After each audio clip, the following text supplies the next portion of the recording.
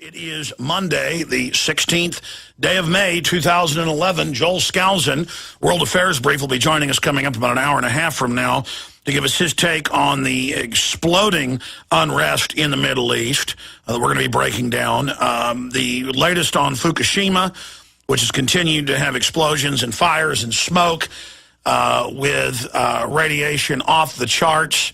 One correction. Listeners didn't correct me. I went and looked it up last night after the show. They had reported 10 million times safe levels of, or normal levels of radiation.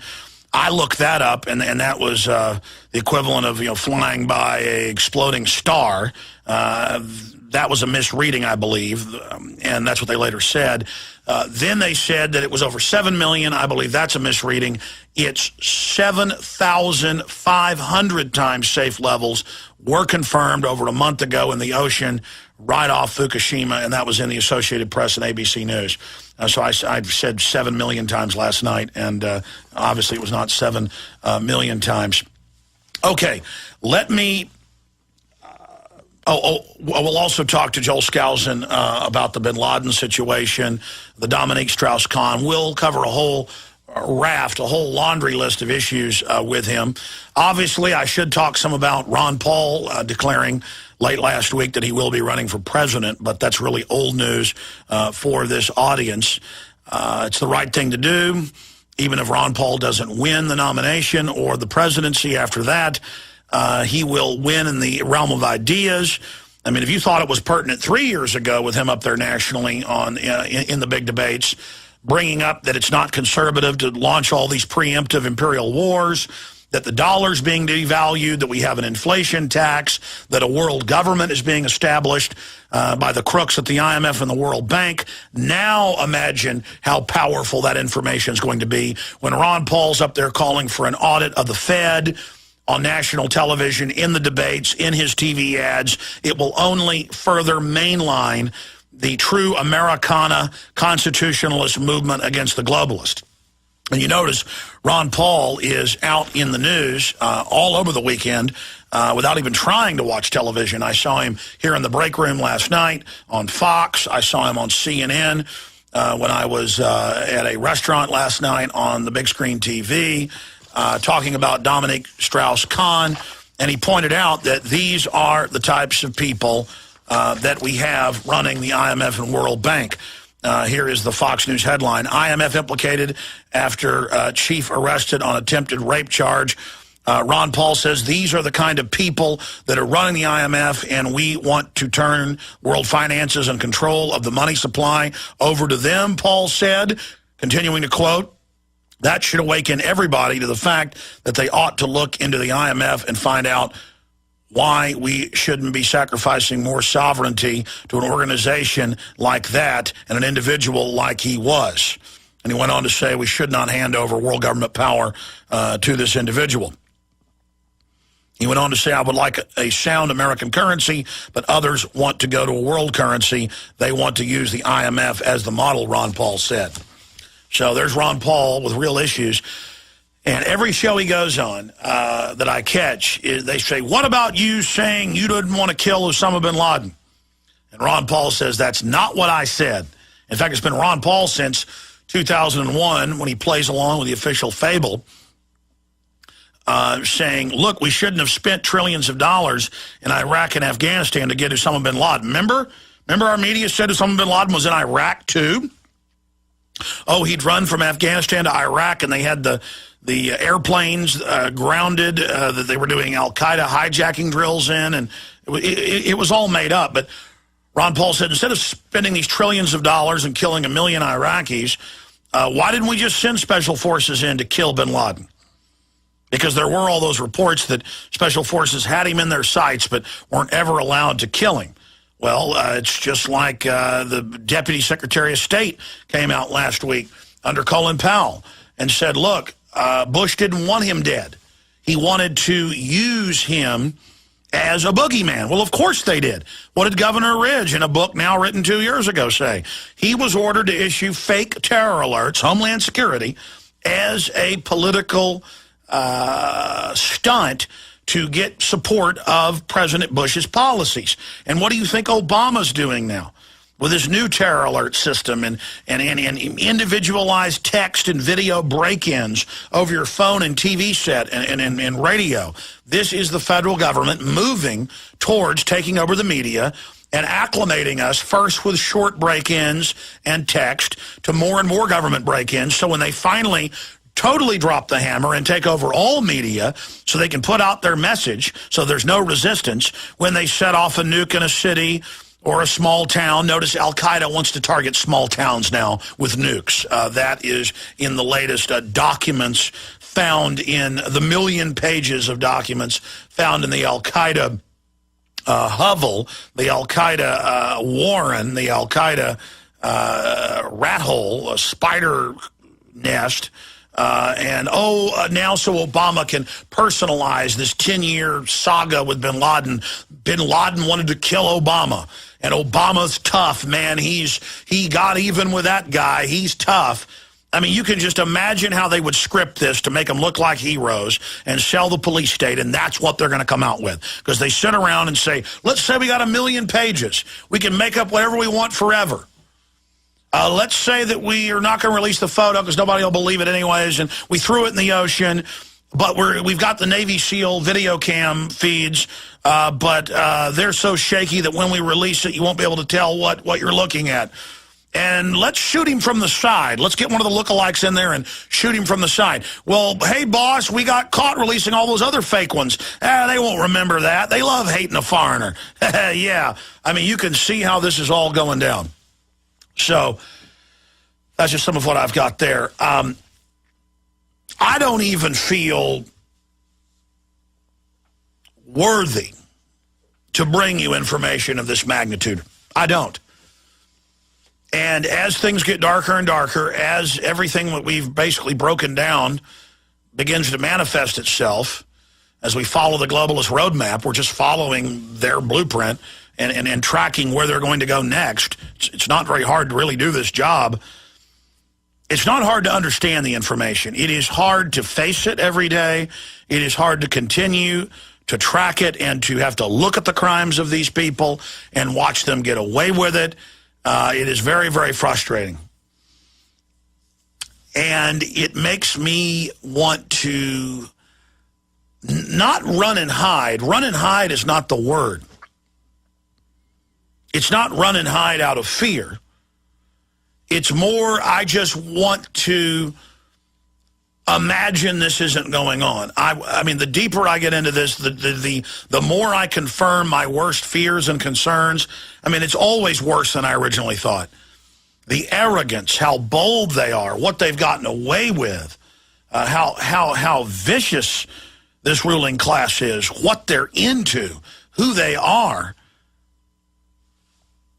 It just makes me want to move to Wyoming and buy a tiny cabin and selfishly have a farm and just disappear and never be seen again. And I'm going to be honest with the listeners of this show.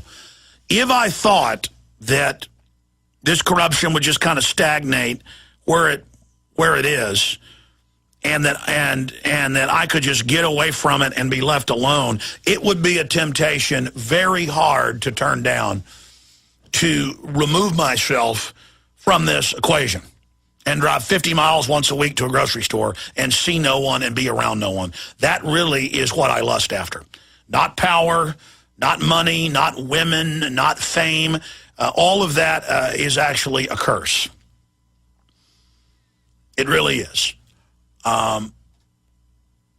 Instead, I realize I do need some money and power to just protect myself to a certain extent so that I can defend myself if I'm going to continue down this road.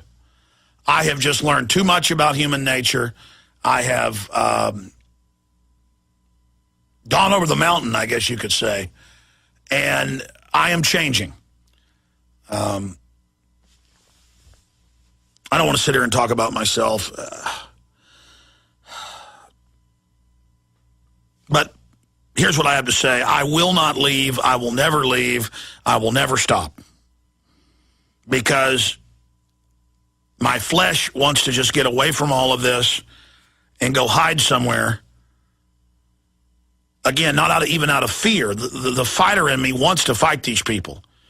But at the same time, my selfish side just wants to be separate from them. But I realize I can't go run and hide. You can't go hide in a farmhouse and get away from these people. It is not going to go away. It's going to get worse.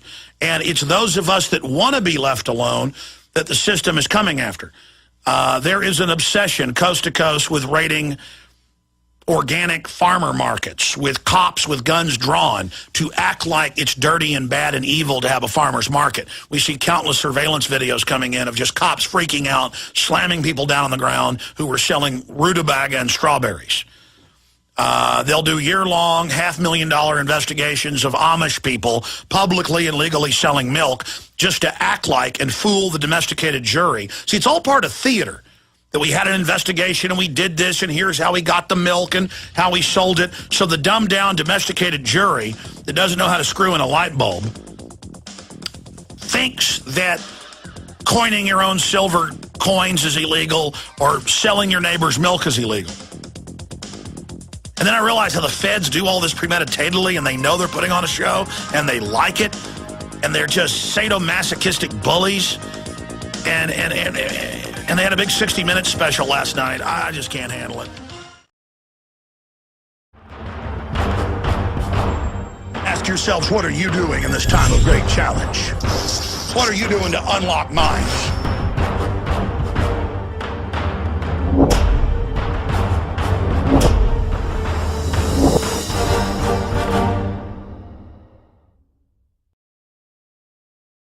Our entire system is being overthrown. The Bill of Rights, the Constitution, private property rights. It's in shreds. It's on fire. Most of it is already ashes. It can be resurrected anytime we rediscover it and enforce it by educating others, by standing up, by filing lawsuits against criminals and government. There's a whole cocktail of things you can do to resist them. But the system is now demonizing anyone that points this out and coming after them. And they are harassing anyone who simply tries to be left alone. They want you to be part of this Babylon system. They want you to take the poison vaccines.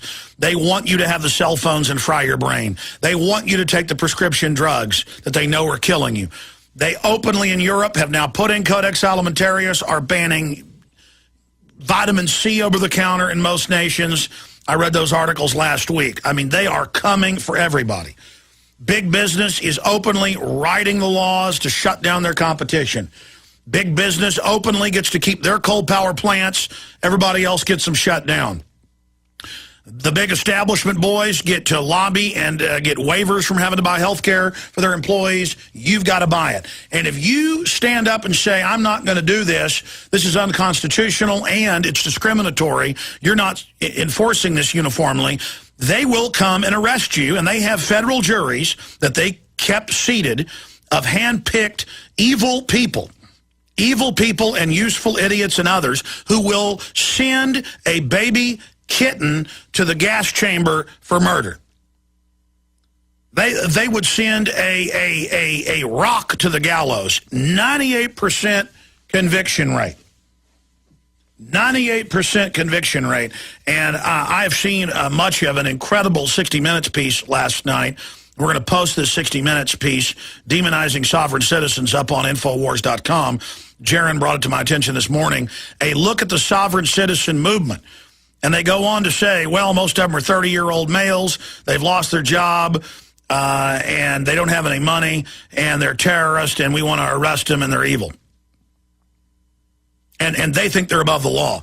No, it's the UN and the bureaucrats that have the diplomatic immunity and are allowed to engage in all these crimes. It's the IMF and World Bank as the front groups for the private central banks that have gotten $27 trillion of American taxpayer money at least in the last 3 years and won't tell Congress where the money went, but we found out where some of it went. It went to private individuals. You're the people that are above the law because you say you are. Bush put memos out saying, well, torture's illegal unless I say we can. That's above the law. in those White House memos put out by John Yoo and Alberto Gonzales, saying, well, if the president says Nixon tried that, and no, the president's not above the law. Nobody is above the law. Not Dominique Strauss-Kahn, not any of them. I'm going to cover that coming up in the next segment. And I'm going to spend a lot of time in the third hour on the sovereign citizen movement. That is an entire spectrum of ideas and people. Some of it I don't agree with and I think is criminal. Most of it is absolutely legitimate and makes sense. Here's the point I want to make. This morning I heard local talk radio news playing national news, and Fox Radio was saying, well, Texas, the House and the Senate passed the law, and it's expected to go to Governor Perry's desk to say it's against the law for the TSA to stick their hands on people's genitals on the outside or the inside of the pants. But it doesn't matter. It's really only ceremonial because the federal law trumps it. Well, you know what? I've had constitutional lawyers on, but I've also read the TSA regulations. These are regulations put out by Homeland Security. And Homeland Security just says, we can do whatever we want. We can download your iPad, your iPhone, your laptop with no warrant. Really, FBI agent can't do that. That's because it's all been litigated out with the FBI agents. They've got to at least follow most of the Bill of Rights and Constitution. A local state police cop in New Hampshire or Texas or Oklahoma can't do that. Why can these people in little blue outfits do it? I mean, can a state police officer just pull up at a park and say, I just want to stick my hands down your pants, you might be a terrorist? No, you're innocent until proven guilty. There's due process, but they create these little federal reservations, and they say they're above the law on radiation testing from the scanners.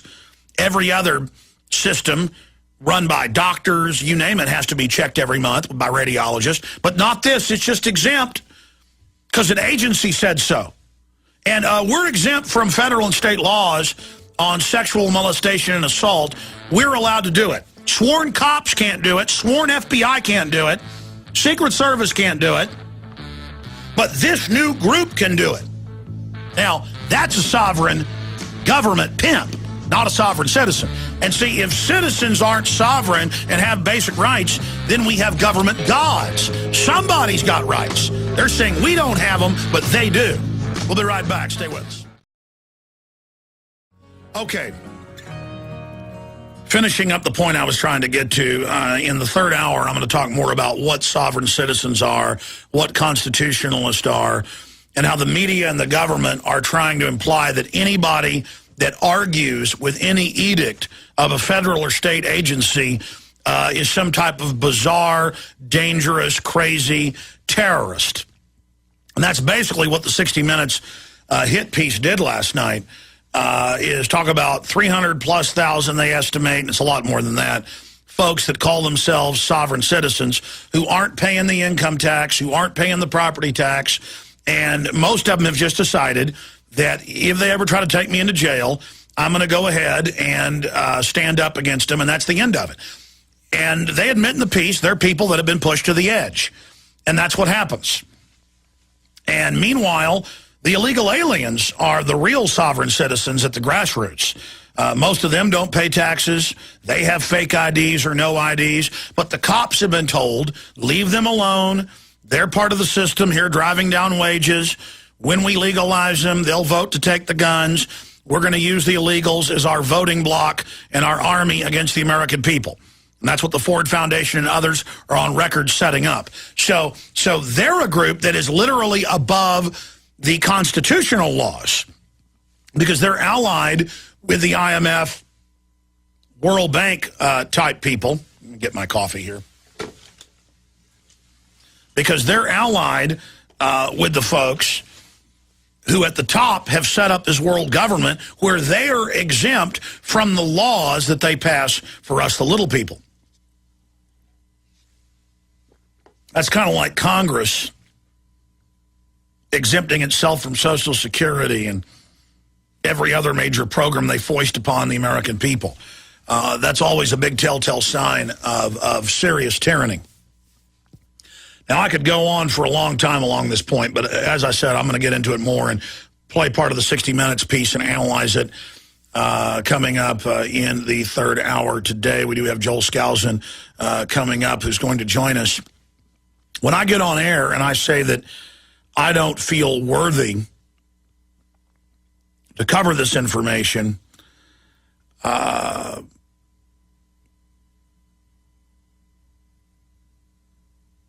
worthy, this information is so horrible, so evil, that it's something that all people should be standing up and fighting. And that the more gifted researchers and legal minds and law enforcement people should be turning their energies towards. But really, everybody sees corruption as something that somebody else who's got more answers or somebody else who's more well-spoken should have to deal with. But at the end of the day, justice falls to all of us.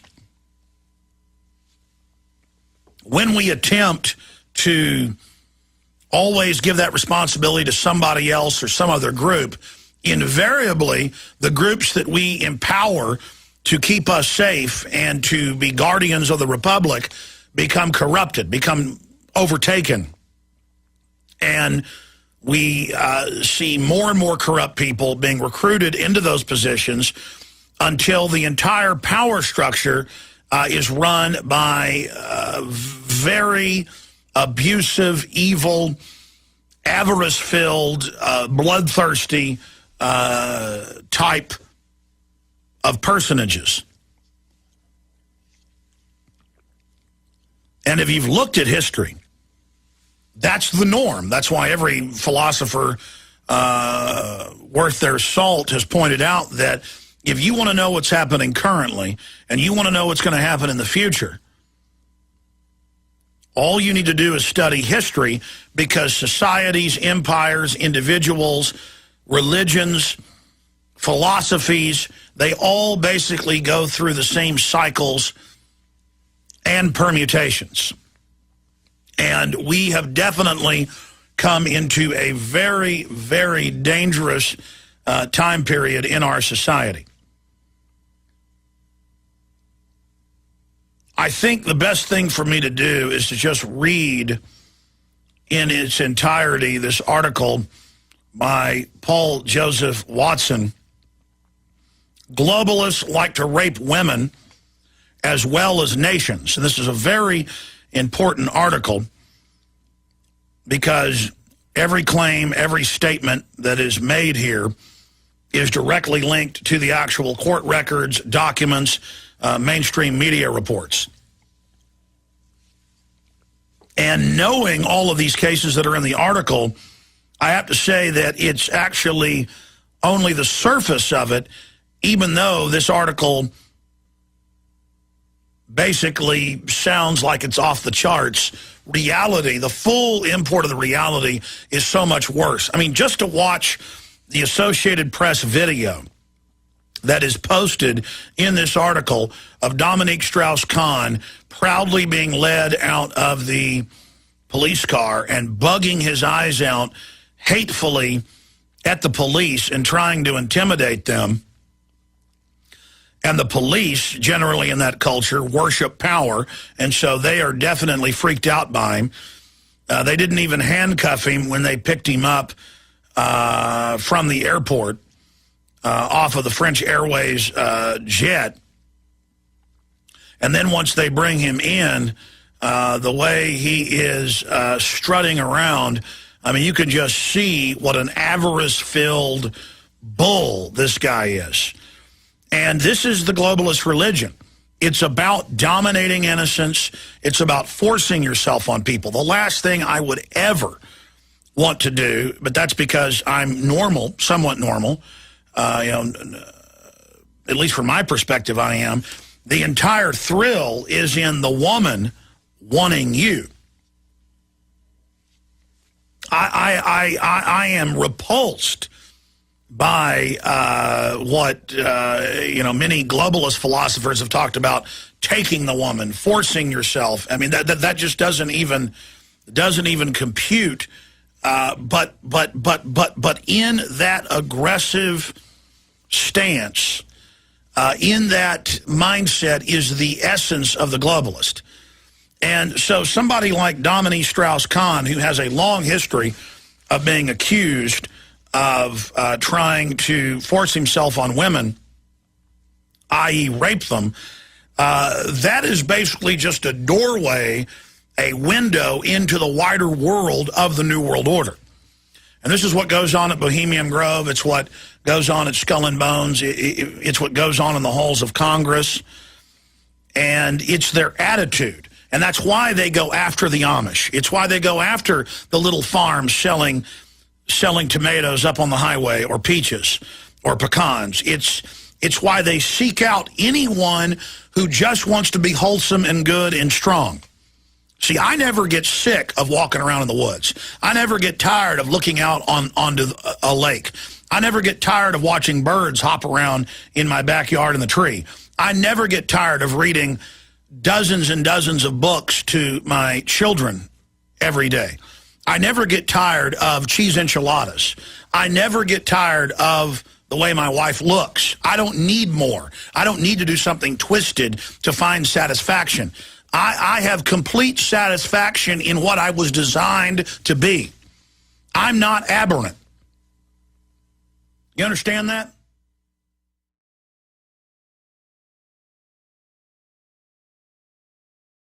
And this whole culture and system sells us that we're not fulfilled and we're not happy in what is seen as vanilla, plain Jane. And so when you're really intellectual, you're into this, you're into that. And when you study history, this is what Caligula did, this is what Nero did, this is what the Chinese emperors did, this is what the Aztecs did. Every culture degenerates as psychopaths start getting into power and sociopaths that serve them. And then cultures aren't about intellect and engineering and being explorers and trailblazers. It's always the explorers and trailblazers and hard workers that build the civilization. And then the parasites come in. They take control. They sell you on public torture and death, as the Romans did. They try to infect the general population and basically convert things over to their system. I liken it to John Carpenter's The Thing, where you dig it up out of the snow and it absorbs you and becomes you, and then basically turns you into something else, though on the surface you look normal. And so I'm going to read this article now. And I would challenge folks to go through this, check every link, check it for yourself, because it starts with just the latest with Khan, the wrath of Khan, and then it gets into just a few examples of the legions of small children begging for help with the police doing nothing to help them. I remember Times of London article 12 years ago where women broke out of that time it was a Rothschild-owned castle, and got to the local police station and got to the media, and then when the police went, there were women, dead in these cages, and they dug up a bunch of dead women, but then it was all swept under the rug. And see, France has had these vampiric-like people operating there for more than 1,000 years. Oh, they die, but they might as well be vampires. With every legend, there is a truth. And it continues. Globalists like to rape women as well as nations. Now, let's go over this article. Given the fact that the likes of the IMF head Dominique Strauss-Kahn and other top globalists are intent on raping the national and monetary sovereignty of countries in pursuit of their New World Order, it is no surprise that they also seem preoccupied with raping women amongst a host of other sordid and predatory perversions. Remember that Nero would dress up as a werewolf at the big Roman parties at his palace, with everybody laying on the floor with the low tables eating, and that they would then chain a beautiful slave down, and he dressed in a wolf skin. He would come and rip their throats out being sprayed with blood. That's mainline stuff. Now, down the road, Caligula, that's mainline history, Caligula wanted to insult everyone, so he married his horse. And he would have the Roman priest, instead of splitting the gut of a bull and reading the guts instead of tea leaves, he would have them read the horse manure.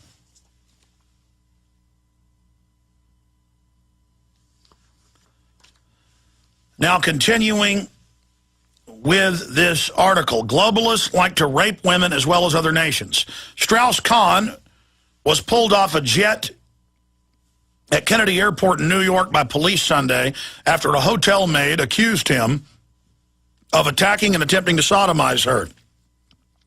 The fact that Strauss-Kahn left his mobile phone at the hotel room suggests he tried to make a quick getaway. However, it's not the first time the IMF chief has been accused of rape. French writer Tristan Bannon is now considering legal action after Strauss-Kahn for alleged sexual molestation that occurred in 2002. And people are scared of powerful folks, and a lot of times won't report it till later.